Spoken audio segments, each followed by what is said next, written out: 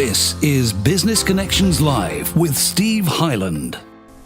Hello there, welcome along. This is Business Connections Live, the program for entrepreneurs, business owners and SMEs.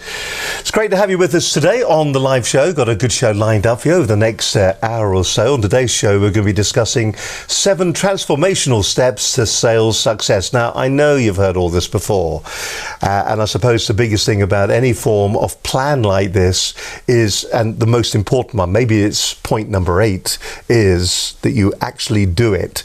Action is the thing that we all need to do. But what are the 7 transformational steps for sales success? We're going to be finding out today. My guest in the studio is Rupert Honywood. He is the founder and CEO of Business Growth Bureau. Is it the Business Growth Bureau or Business Growth Bureau? Business Growth Bureau. So we know the. No definitive then at the very beginning then. All right, so the Business Growth Bureau. You've been on the show before, Rupert. It's lovely to have you back again. Thank you for asking. Change in name for the business. Is that a change in name for what the business is doing? And for those people who don't know what the business does, what do you do? Great point. You're right, we did have a name change, and the reason being is that we felt the previous branding boxes too much into a corner, and obviously fundamentally what we care about is helping businesses to grow, as the name suggests, and obviously the way we can do that is working with our clients to help make sure there's a really good lead flow of opportunities coming through so that they can close more business, and that's what we care fundamentally about. But the whole thing revolves around the word growth. And it is the biggest problem that businesses have these days. I know that we're kind of in this start-stop situation at the moment. We're not even going to mention the B word here, but we are in a stop-start situation.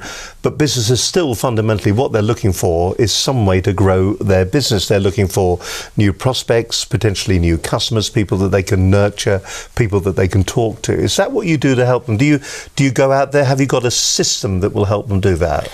Yes, we put in place some proven methodologies, as it were, to optimise the opportunities coming through for our clients through what we class as 7 transformational steps. But actually it's all about building relationships. We're all interacting with people, and that's the crucial thing. It's very easy these days with automation and AI and all this type of stuff to think that's the way, but we are human beings. We need to be interacted in that way so that we want to engage and people want to buy our stuff, as it were. Well, when we look back over a year ago, what you were majoring really on using LinkedIn to nurture those new clients, but your business has changed now, isn't it? Is that because LinkedIn has gone off in a different direction since it's been bought by Microsoft, or is it that you feel there's more opportunity to develop new clients and new prospects, not only with LinkedIn, with other platforms?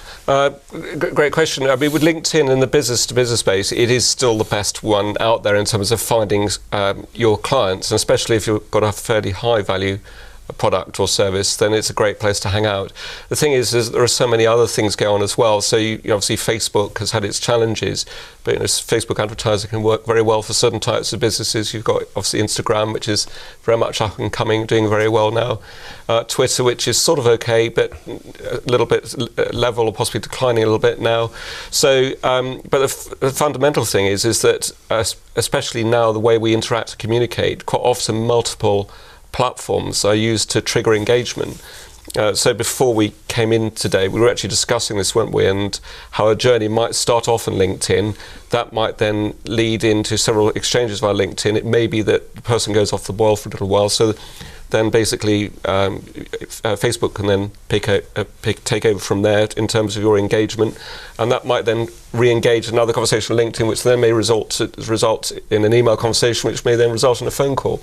Quite often it revolves around multiple touch points to be able to engage with someone so they ultimately want to buy from you. When you're talking to prospects that come in and talk to you, because obviously they know what they want from you, you're saying we will get you more hot leads, warm leads. When they're talking to you, is it the fact that there is so much to do? There are so many platforms that they've now got to approach and got to be working on that they find it just overwhelming. Yeah, and that's a great point, and I must admit that is why we largely specialise around LinkedIn. So because there are other routes you can go, but especially if you're trying to do something yourself, it's better to focus on one thing and do it really well and get that working really well for you. Then obviously once that's starting to generate a really good lead flow of opportunities for you, then to start being a little bit more adventurous, to start plugging into some of the other platforms or technologies out there. So yeah, I don't know whether that helps to answer that question. Well, when you look at the different platforms and when you look at what people are doing on them already, I feel that we're in a situation which I call AOR.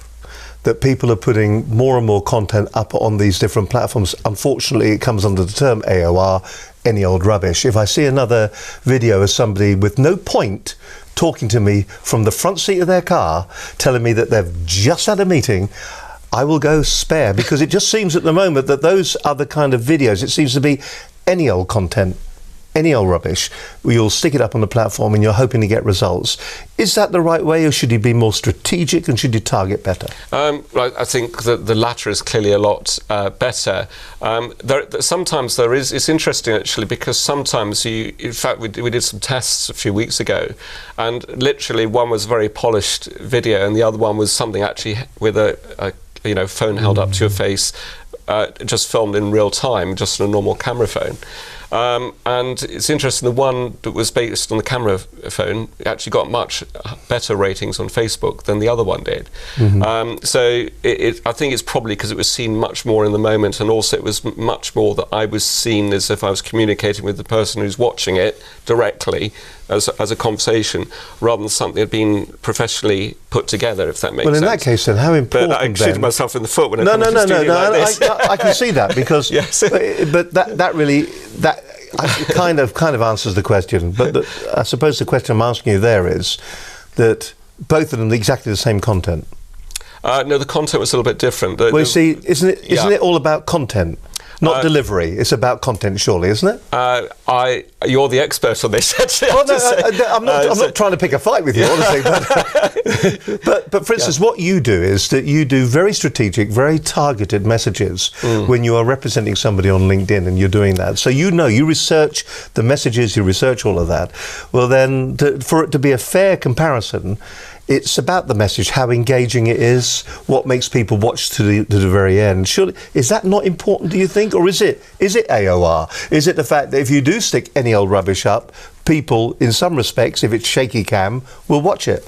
I feel like I'm picking a fight now. I'm not. No, exactly. I mean, with video, it's great, and obviously, in reality, it's not my specialist field. Obviously, that's your area.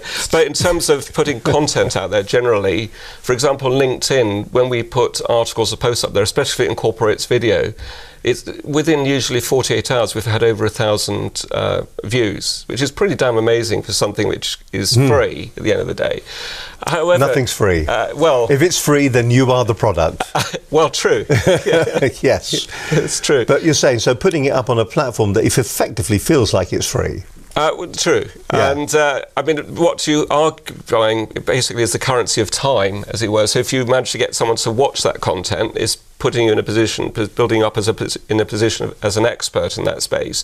Interesting enough, that what I would say though is it is actually still the direct personal outreach, which actually still scores far higher though overall. The content that you put out there is very good in supporting your overall message. But for example, if you engage with people in the right way, say on something like LinkedIn, so you're actually having a genuine conversation, then the results can actually be quite quick with it, whereas the other content you're putting out tends to be more about building awareness and building your credibility and relationship of trust, if that makes sense. I mean, we were talking about this whole thing. Do you think that's still important to build that relationship? Yeah, especially if you're predominantly selling yourself or your company or organisation, and it's a fairly high product or service. If it's more of a commoditized service, and people are perhaps buying much more into that product or that widget, rather than into the individual. We've known each other now for a number of years, and every time you come in, I always find it interesting and exciting and informative in what you do. I think that the way your company does what it does, the service it provides is amazing. If you don't know what the service is, if you had to sum it up in a minute, what is it? Well, specialise in working with our clients to generate leads, nurturing those leads into hot prospects, and then working with our clients to turn those into sales-based opportunities. Now, as you alluded to earlier on, initially it was predominantly on the LinkedIn platform. Things have moved on now, and you're looking at multiple platforms that you're working on, because it can come from anywhere. It could even come from a lead at a sales show, couldn't it? Yes, it could. So are you combining all that content and tracking all that content to produce the final results? Yes, as best as we can. And it's, in fact, again, we're having this a conversation earlier on. So a conversation may start off on LinkedIn, and that becomes the source for the initial inquiry. But it may be the actual inquiry then goes through several different stages, but it may be then, say, a Facebook advert, or it might be the fact that you've got a pixel on your particular page on your website that's been able to present a particular type of message to that prospect, which has finally triggered that conversation. But fundamentally, a lot of the old skills still apply as well. So ideally, what you want to do as quickly as you can is get people to the point where they're actually asking to have that conversation. So the conversation could ideally you want to take offline as quickly as you can, so it'd be a phone call or a meeting or a coffee, or get them into the showrooms if you're selling more of a car, for example. Because at the end of the day, the old skills still work, but if it's underpinned by all the engagement you can do online, and you can get that working really well to start with, and that's great. Because we've got all this social media and all these platforms available, do you think we are now more hesitant at actually picking the phone up and calling people? It always says on LinkedIn, doesn't it, when you get a new contact, start a conversation. And I would wonder just how many people actually do that. Well, I mean, we've found when we reach out to people on LinkedIn, as an average, at least 30% or so at least accept the initial connection request. Now you might say, well, actually that's quite low, but in fact, if you compare that with, say, email, and email does still work today, but it's obviously very saturated.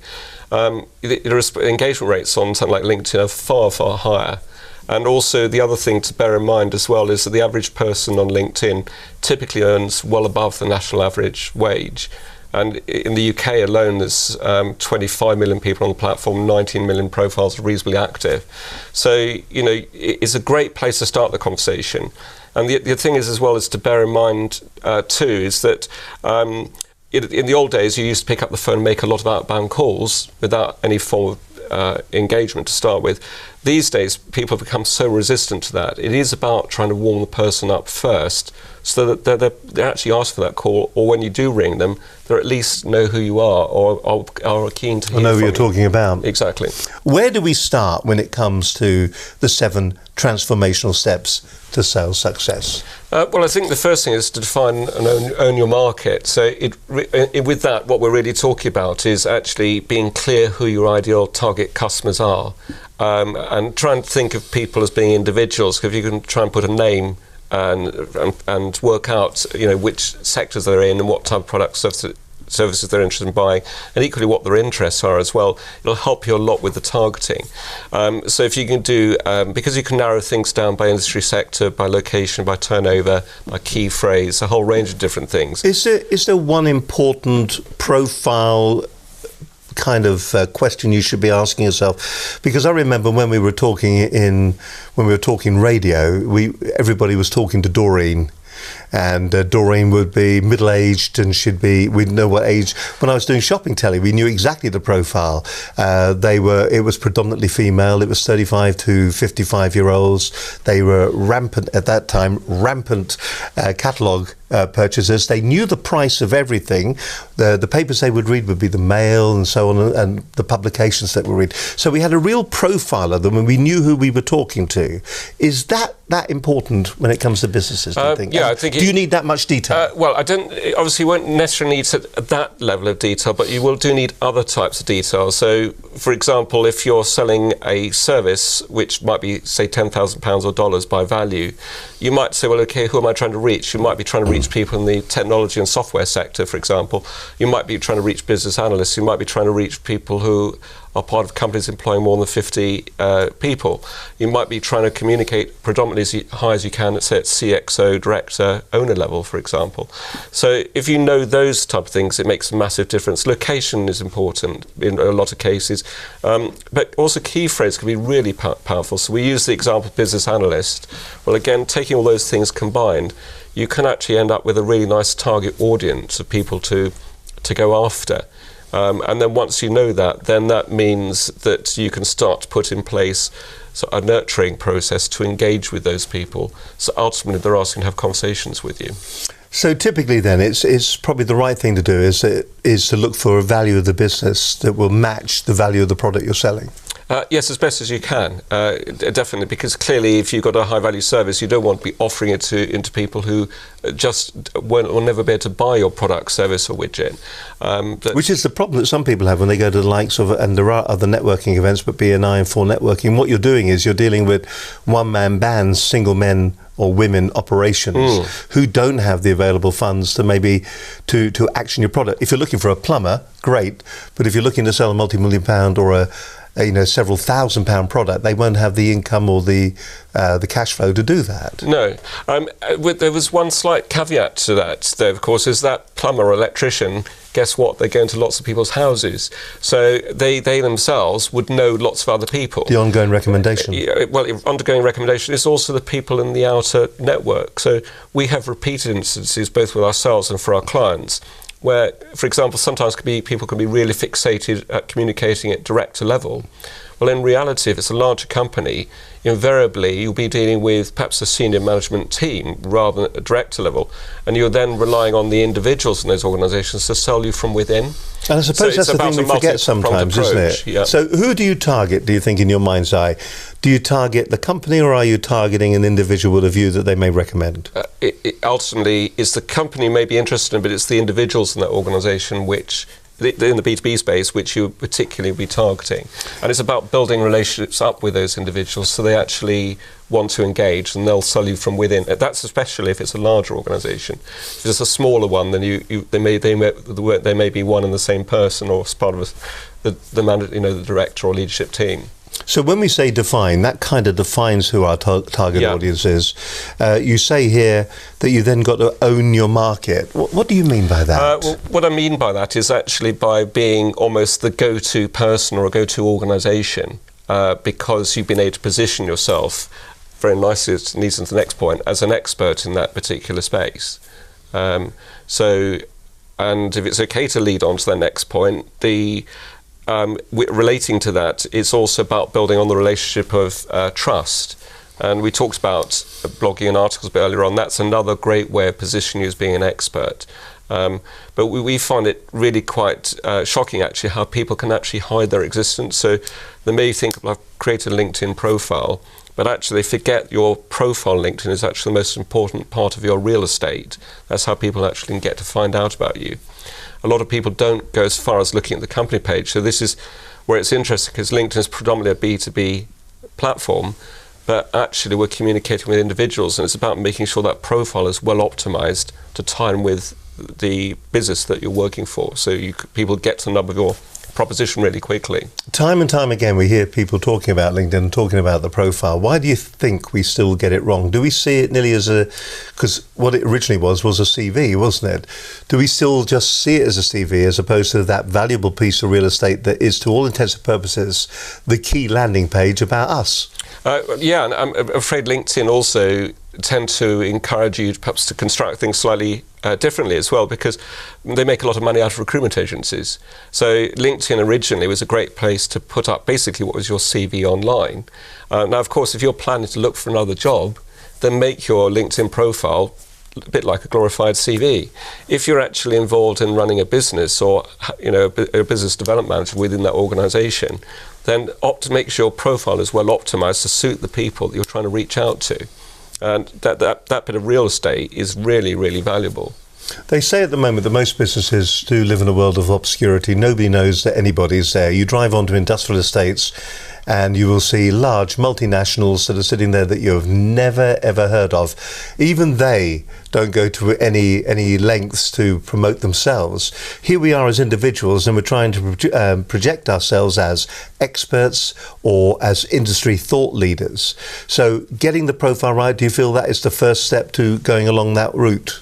Yes, definitely, and also the other part around that is if you've got clients which are very pleased with what you've done, ask for a recommendation, and also be very pleased to give one back. If you've got a great relationship with the client or other people you've worked for, have a giver's gain mindset, slightly stealing the phrase from another respected organisation, but it is actually about giving it, and also because if you give first, then you tend to find that what comes back later on is people then want to give back to you.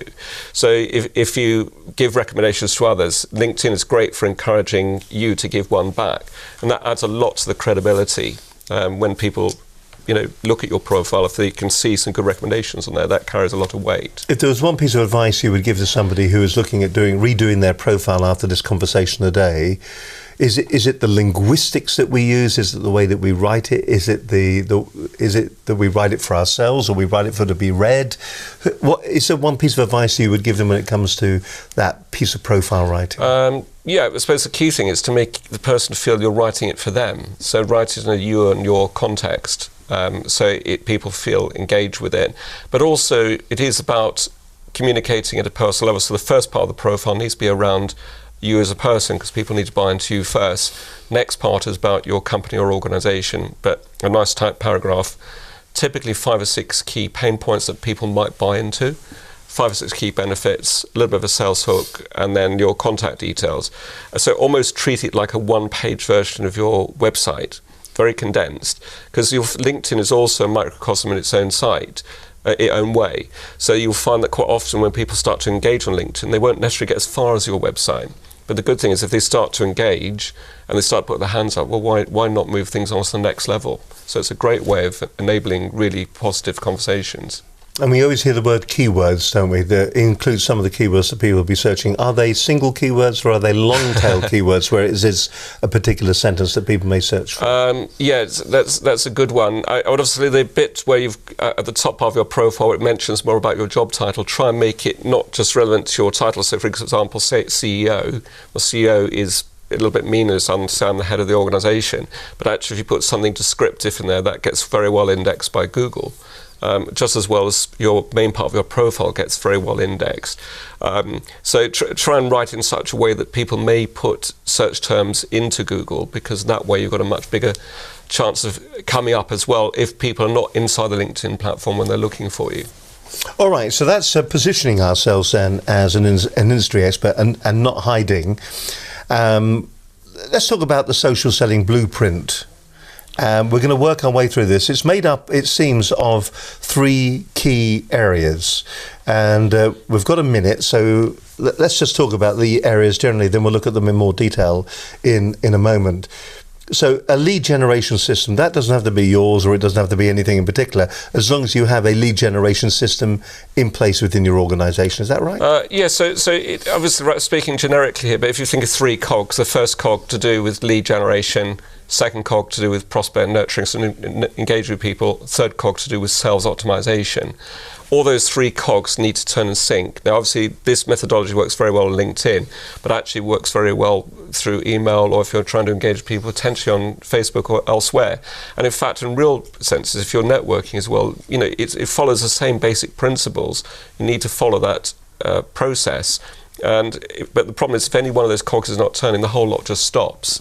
So that's a fundamental thing as an overview, what you need to achieve. You're watching Business Connections Live. Lovely to have your company with us today. On the show today, we're talking to Rupert Honywood. He is the CEO of Biz-Growth Bureau, your strategic partners in business. And today we're talking about your 7 transformational steps to sales success. That's what we're talking about. So we're looking at the social selling blueprint. Lead generation system, you kind of explained. What about prospect nurturing system? Or is it better to work our way through each bit in more detail? What would you suggest? Well, I think we've obviously touched a little bit on the lead generation side, and the good thing is we talked about the targeting, the segmenting a little bit earlier on as well. So that's about helping you to identify our ideal type of customers and then segment those down so you can end up with a really nice honed group of people to reach out to. And the second cog, to do with the prospect nurturing side, is really about... This is the bit we don't do, isn't it? This is the bit invariably that we get out there. If we're on LinkedIn, we connect with somebody. This is the bit where LinkedIn goes, start a conversation, and we don't. Yeah, and we don't nurture. And unfortunately, LinkedIn are sometimes their own worst enemy, because they'll encourage you to send out a connect request to someone without even personalising the message. And because in theory you can just click a button and do it. Well, it's always best to personalise the message, because we're human beings again. We're not robots, thank goodness, not yet anyway. So the next part is when people want to engage. And they have accepted your request, you really need to send a thank you message out for accepting the connect request, and then with that next message, still don't go out with any sales message. It's about building up the next level of engagement. Because if you and I go out networking, and I said, hello, I'm Rupert, what's your name? No, I'm not talking to you. Yeah, not talking to me. And then you turn around and I came back and sold you my stuff and then walked away again. The point I'd make is that it make you feel quite disrespected. In fact, you probably wouldn't want to refer them either, and you probably wouldn't want to buy from them. So, yet for some reason, people seem to think it's acceptable behaviour online. So it does require a correct personal approach, but it doesn't need to take long. If people really like what you have to offer, and if your profile is well optimised, then people will engage, and they'll start putting their hands up. So really, the whole prospect nurturing process is all around that, building on the relationship. We were talking, and I was pontificating outside, as I sometimes do, that invariably wrong. And we were talking about the fact that you don't build a relationship with the shop assistant in Woolworths if they still existed. So is the nurturing bit really important? Is it not about that you've got something, and what you're really trying to do is you're trying to attract somebody to say, that's what I need that service, or I need that product because that's what I'm looking for at the moment. The nurturing is just the froth around the outside, isn't it? No, I would say it's actually a key part of it. If you do have a service which is highly commoditized, people may not be interested in interacting with you as an individual. So Amazon is a case in point. I know what I want on Amazon, so I go there and I go and buy it. Yeah, there's no relationship. No relationship there. No. So, but if you're talking about predominantly a high value or a service or product, which relies on human interaction, then you need to interact with human beings, and the people you're interacting with need to actually be very likeable, trustable, and you need to feel that they've got the best. That's my future gone down the path, isn't it? Likeable and trustable. And at the end of the day, if people will engage with you then, and you can move things on to another level. Have you seen real examples of that, where you're engaging on behalf of somebody else, so therefore you're creating a persona for them? Have you seen where that really works, or have you seen it where you've created the persona, you've done the engagement, you've created a hot lead for somebody, and the moment that they start talking one-to-one, that they're not really the persona that you're generating? No, because I think it depends how you craft the message. Because when you first reach out to someone, you don't necessarily know what they're most interested at that point in time. So you can't be too specific over the questions, because they're not ready at that point, and you may not even know. But so the big thing is I've seen people making the whole process far too complex and complicated, and the messaging trying to get far too smart over it, and that also could have the reverse effect. And one of the worst scenarios as well is if you go out straight with a pitch the moment someone's accepted your connection request, because again the relationship's not there, so you've got to build on it. If that's the norm, it's interesting that if that's the norm for the platform, and it was the norm for the platform, then that would be okay then, wouldn't it? If that's what everybody's doing, then everybody's doing it. And if you accept a request from somebody, then you are marketing yourself anyway. The pitch is already there in your profile. Likewise, the pitch is already there for the person that you are connecting with. They too have already pitched to you, or you wouldn't be connecting with them. Aren't we kind of looking for it, kind of putting our pitches up about ourselves, then we connect the two pitches together, and then we're complaining about pitching to each other? Yeah, no, that's a great point. I think the big thing is in your profile, people are actually physically going to your profile to have a look. So they would expect to see what you do on your profile and how you can help them. So I'm actually going there because I'm interested. Whereas if you're actually... Would it be better then occasionally for us to go no?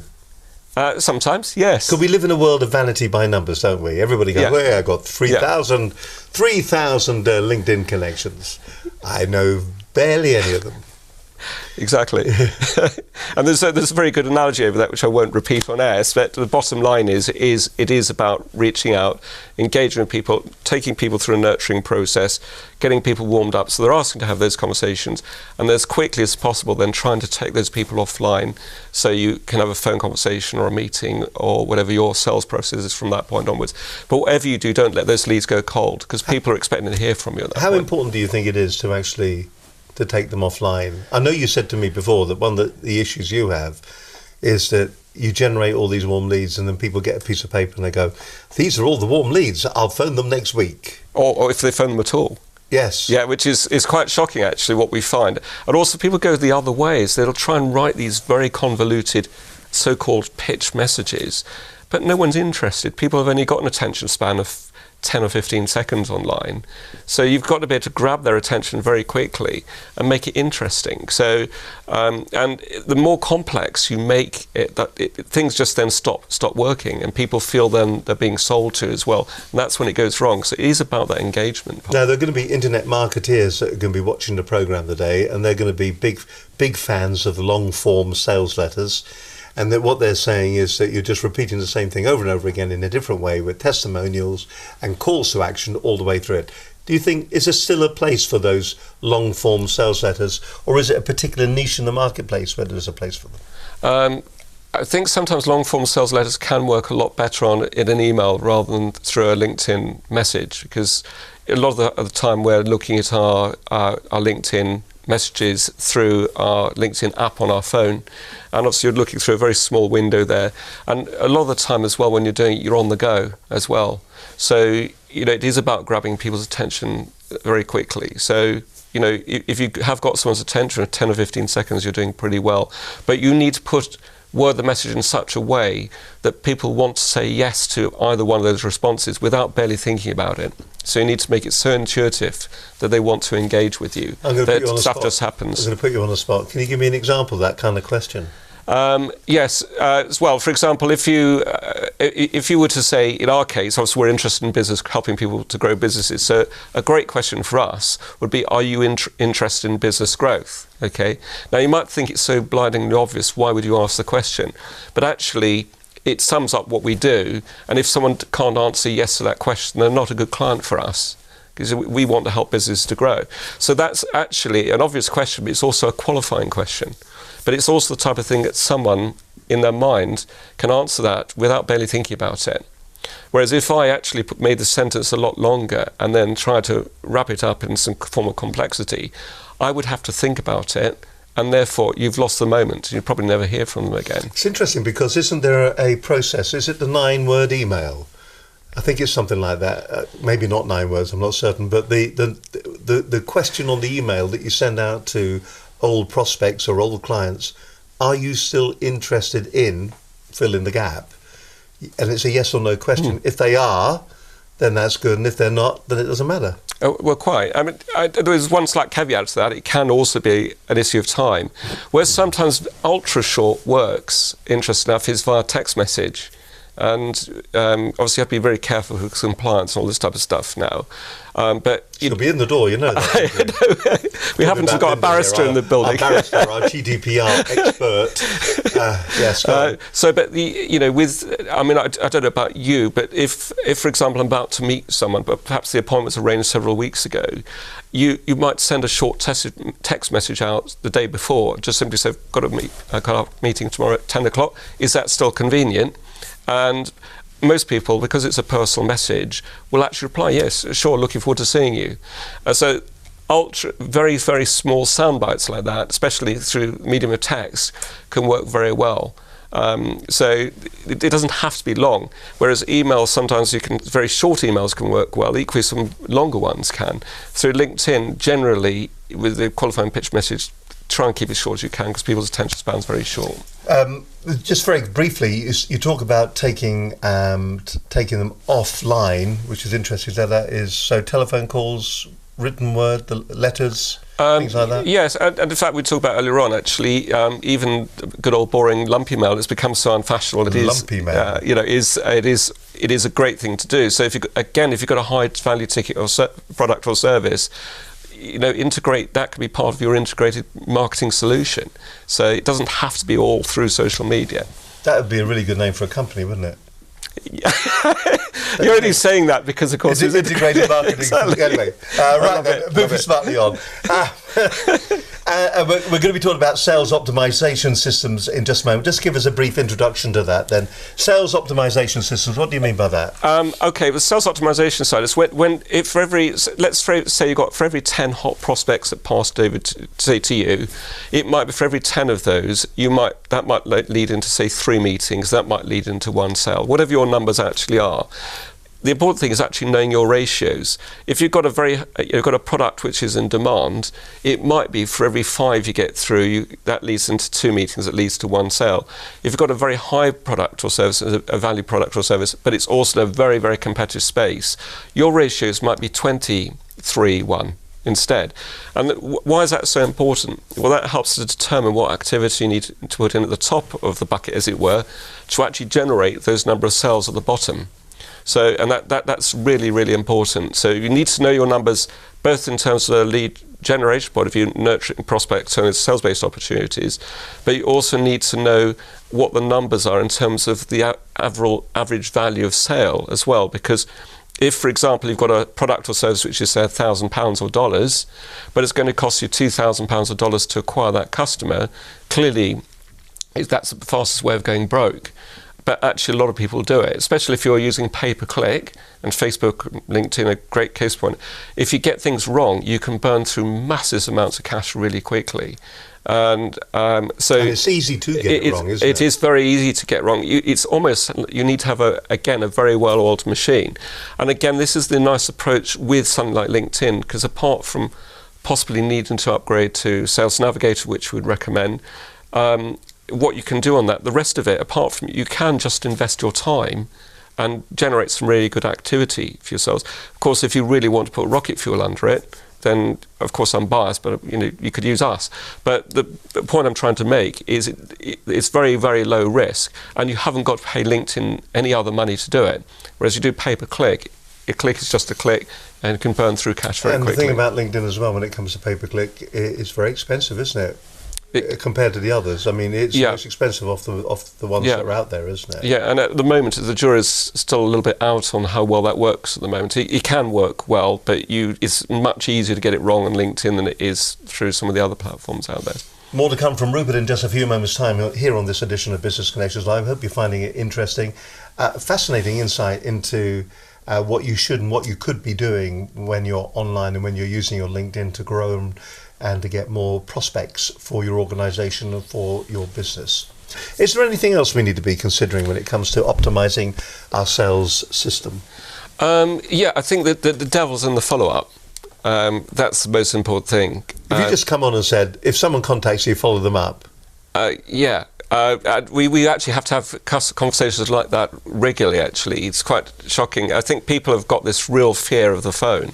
And also, we touched on this a bit earlier on, a little bit lazy as well, that people almost seem to expect people just to come to them. Well, if you put a website up there, but you don't drive any traffic to it, no one's going to buy what you have to sell, so they're not going to know you exist. If you don't use some form of physical engagement at different points, people are never going to buy from you, because they're not going to know again. And the other part around that too is what I would feel is the massive lost opportunity costs through indecision.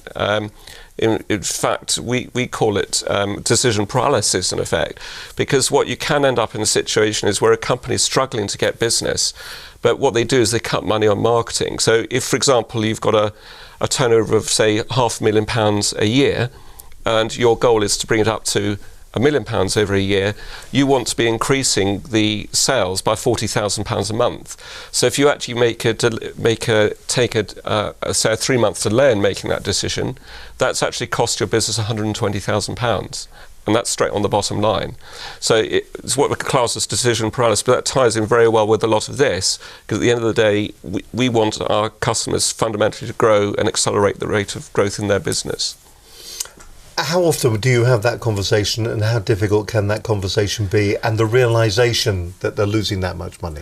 It can be tough, especially if it's a smaller business, because what can happen is you can get sales that just dry up. But because they're running it more as a lifestyle business, they're not running it as a proper business in the sense that normally you and I would invest in it. So, for example, if you realised you got a problem in one particular area, you would invest and put money into it if you knew it was going to get you into a much better place tomorrow.